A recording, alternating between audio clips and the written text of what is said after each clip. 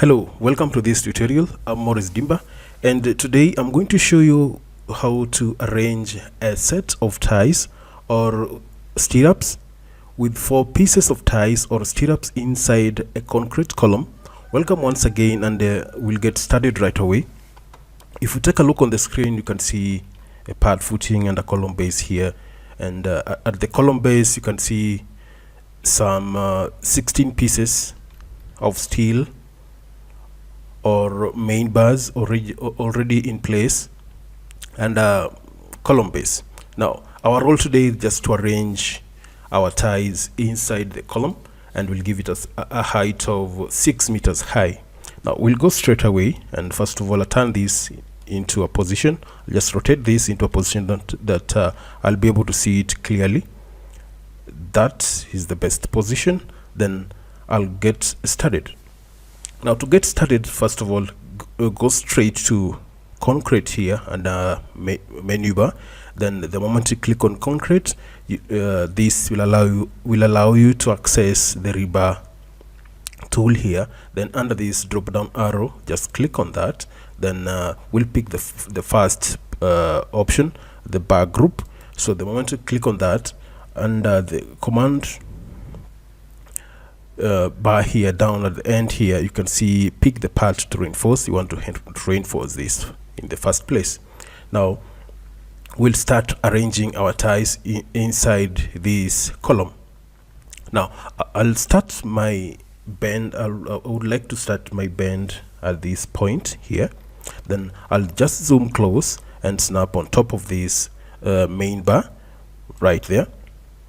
Then I'll go all the way to the far end corner on top of this main bar and snap on top of it. Then go all the way to this corner also and snap on top of this bar.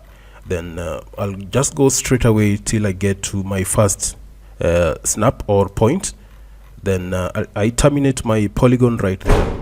Then give the orientation or the direction in which I intend all these ties to follow. Now I'll snap on that spot just to close my polygon.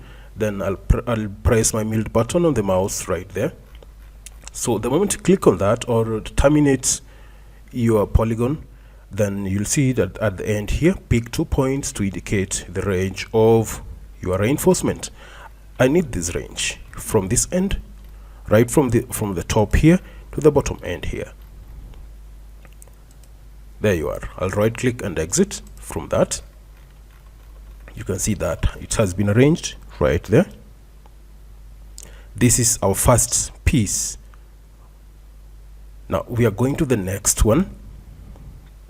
Now I'll just go straight away again to rebar and pick on the first option.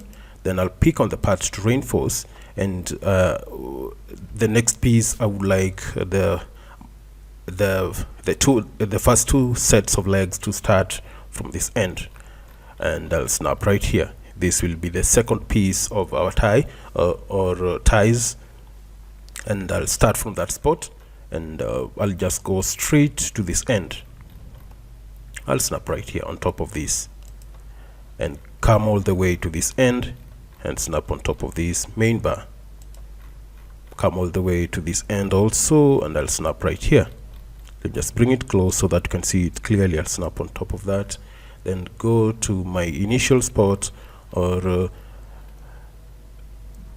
the first start point. Then I'll terminate my polygon right there or close my polygon. Then press my milled button right there.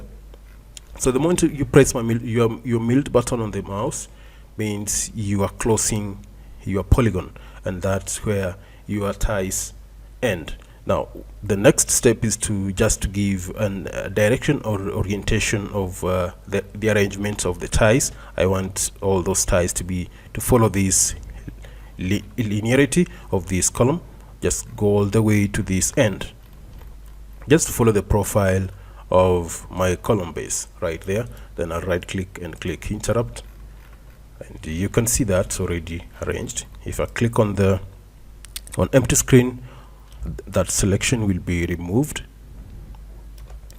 and you can see that already in place. But there is a slight clash here, and these I'll just double click on that second set, and I'll adjust it.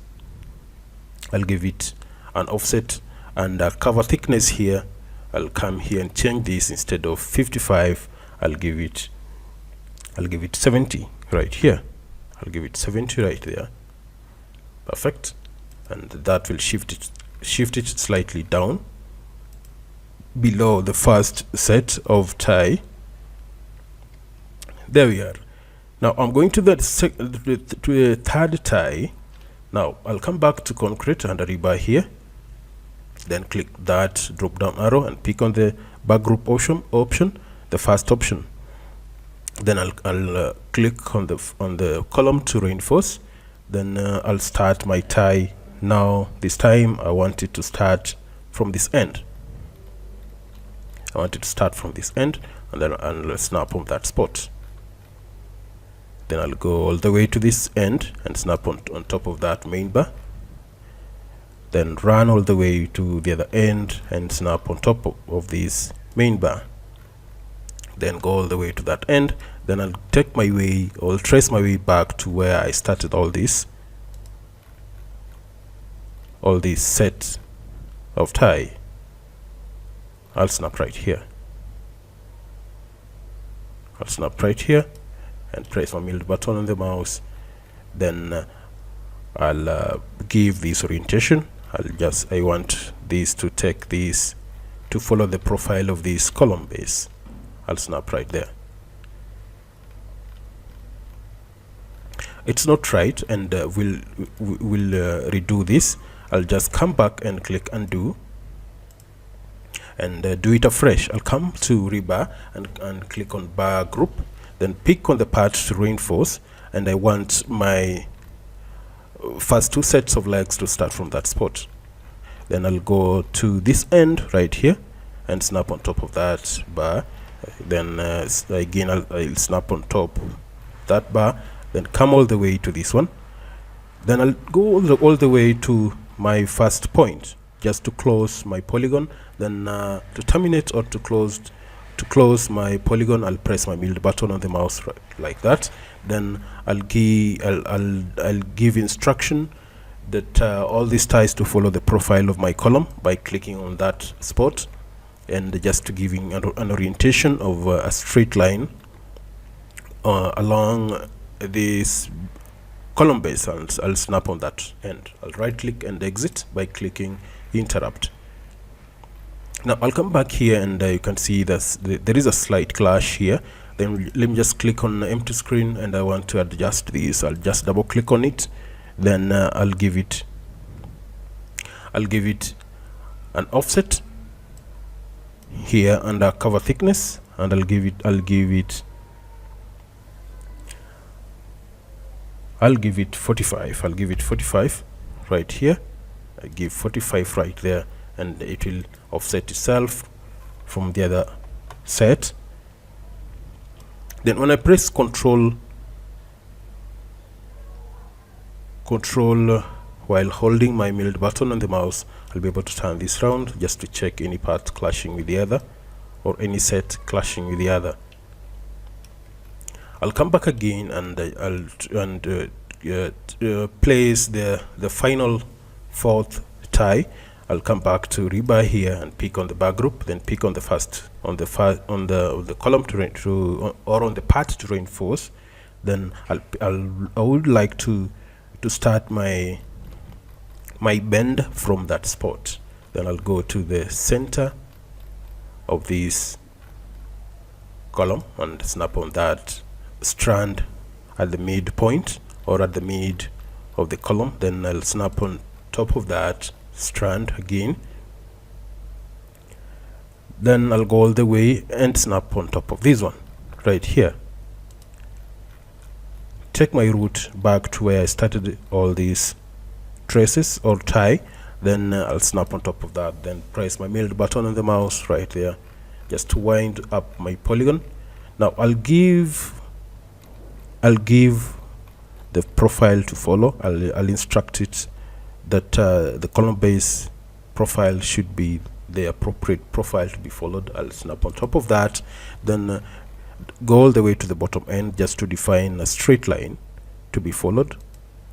I'll right click again and click on interrupt just to wind up, just to wind that polygon command. Wind up my polygon. Now if you take a look, there's a slight clash here. This set is clashing with this one, Now I'll just double click on the part I've just created, or the set I've just created just now, and I'll go all the way to cover thickness here, and I'll give it an offset of 100 right there, and I click modify. Perfect, and click that. Then I'll press Control button and check this.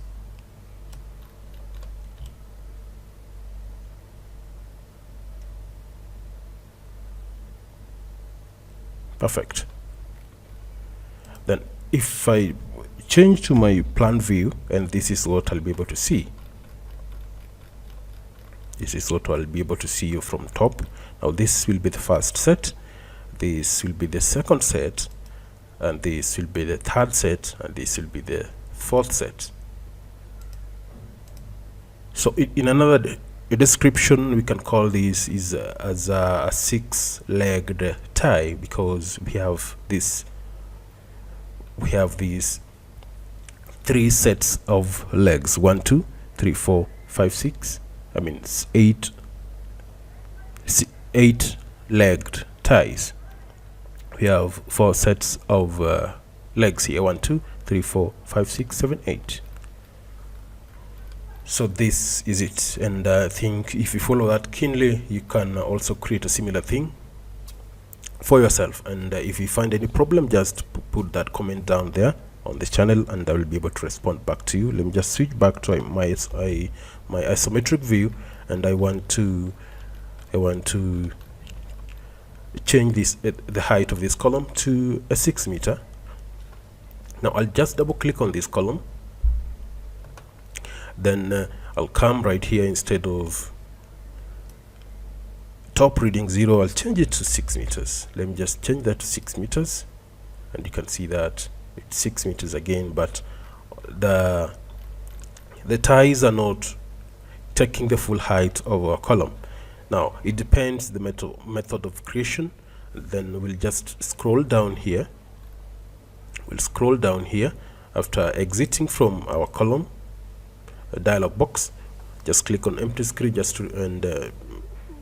click on empty screen to remove that selection. Then we'll just come here again. We'll come to individual ties. Then I'll click on the first tie right here. Click on the first tie. I want to populate it to the full height of our column. Then I'll scroll down to method of creation here. Then under method of creation here, I want the bars to go, I want 35 number of bars at this distance 189. Then I'll click modify. Then if you zoom close, you'll be able to see that they have gone all the way right to the bottom end here, that 5 of them at 189 center to center. Then I'll go to the second one. I'll click on empty screen. Then I'll go to the second tie here, this one, double click on that. Then I'll scroll down to to distribution method or creation method. Then I need 35 pieces of this right there, and then I'll click modify. I'll click on empty screen, just remove that selection. Then I'll go to the third tie, then do just a similar thing. I'll scroll down to distribution method or method of creation. Then I'll change this to 35 right there and click modify. Then I'll go to the final tie, which is the fourth tie, and just do the same thing. Let me just change this to 35 number of bars and click modify, and click on empty screen. Now I'll close this and go back to check whether the ties or stirrups have been populated to the full height of my column. There it is. Everything has been populated right here at a full height of 6 meters high. Now this is how it looks. Let me just turn this round by coming to navigator. I want to rotate it using a mouse. Now this is how it looks. It's not that complicated, and if you're keen, you can follow these step by step, and I'll just go through this and show you my settings, and you can use the same settings to create your own. Now my column size, if I double click my column size, I want to show you my column size so that you can do a similar thing. My column size is 500 by 600. To confirm that measurement, I'll click on this, then come to measure, then click on that, and this is 600 meters. Then the other dimension is 500 meters. We can confirm that by clicking on measure, then come and check that. Snap on that end, and you can see it is 500 millimeter. Then we have columns. We have main bars here. We have 5 at this end and 5 at this end, and a total of 16 main bars inside this column, and a set of 4 ties inside the same column. Now let me just show you the setting of these main bars. I'll just double click on that so that you can do a similar thing. Once I've double clicked on that, you can see the settings here. Under general, I used a grid H, and the size is 16. The bending radius is 70, and under hooks, there's no hooks. There's no hook at start, which means the part that has no hook is the part that is straight, and the part that has hook is the part that is at the bottom end here, that has hook at 90 degrees, at 90, and bending radius is 70, and hook length, this one here from here to here is 200.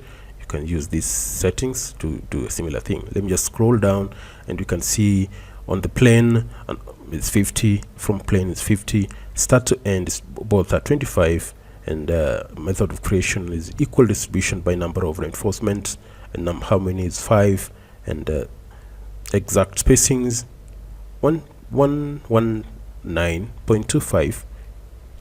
number of exact spacing, you can just pick this. Let me just scroll so that you see everything, and I would appreciate to see if you can create a similar thing with using the same settings I'm showing you here. Now I'll close this because I've showed you part of my settings, and you can use the same to create your own.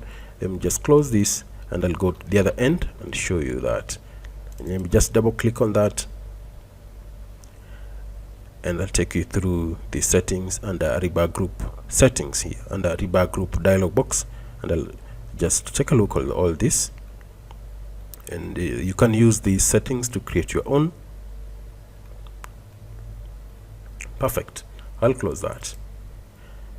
So once you've created this, you can mirror this the other end. Once you've created this, you can mirror this at this end. Now we'll go back to the ties. The first set is this one. I'll double click on it for you to see the settings that I used, and you can create your own using the same. Let me just scroll this under this.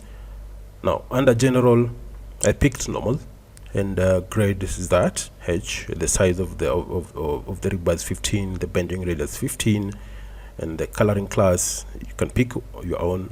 And the hooks from start is custom hook, that 5 bending radius is 15, and that length is 50, and at the end the same thing.